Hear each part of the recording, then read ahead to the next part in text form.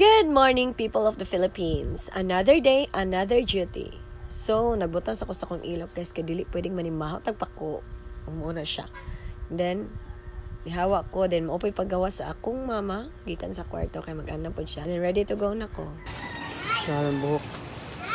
Basa kung kanyang buhok na yun? Reklamo na ang isa guys, kay basa pa daw kuno kay kog buhok, dahil nga nung pungan daw kuno. Pero wala man gihapon, gibuhat ra man gihapon niya. Pero dugay kay mahuman guys, as in like literal nga murag moabot og 30 seconds jud.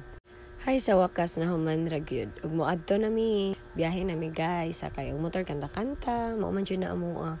Kani nga time guys, so naabot nami sa Bakungan Central School ug nagpakusar siya padagan kay basin maliit daw kuno ko.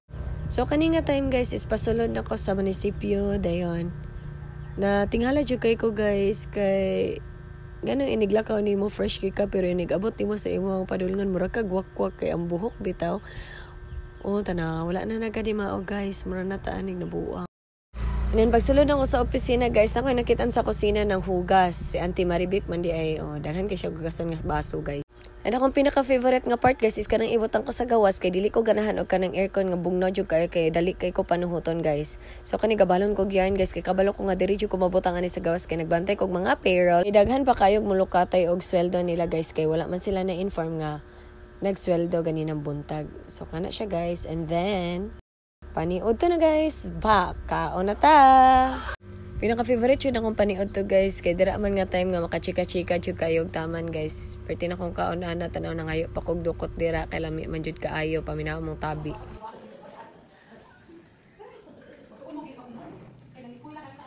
Sakto jud na. Laban nag-college, daghan kayo mailan nga dili ta na to. Kanya amo din niyo si Berta? A few moments later. So pag humana mo og kaon guys, ang mga papel nga angay pirmahan ni Mayor amo nang gisuladan ng butanganan, and then naginahinan na may baktas padulong dito sa likod kay naman dito ang car ni Mayor guys. Moto man mi sa ilang balay kay kapoy dagway siya kay murag naman siya gilakaw ganina gong buntag. So basta na pirmahanan gani guys, kami dyan ni Kuya Berta mo'y partner, kami dyan namin maato dito usahay kung dili man gani makakuha si Kuya Vincent kay kami ra jud duha magmotor mi. And then kana na nami sa likod guys. Dayon kani nagpa-upload siya sa iyang pultahan kay di niya makaya kay nabiya siya gidala guys. Lisod po no ako siyang pabayaan.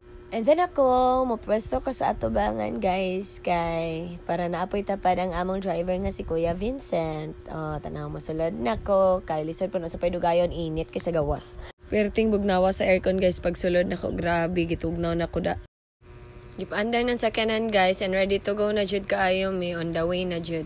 And then kani mo pangliko maupoy pagtagbo na mo ni Kuya Bruce, and then kani guys sa unsa ka tabi ani si Kuya Berta tanawa.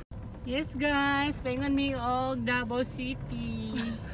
Magbakasyon mi dito. Kauban sa mong driver. Yes, ay apil lang dito kani ka naka-uniform. Okay. Uy mo kay ka.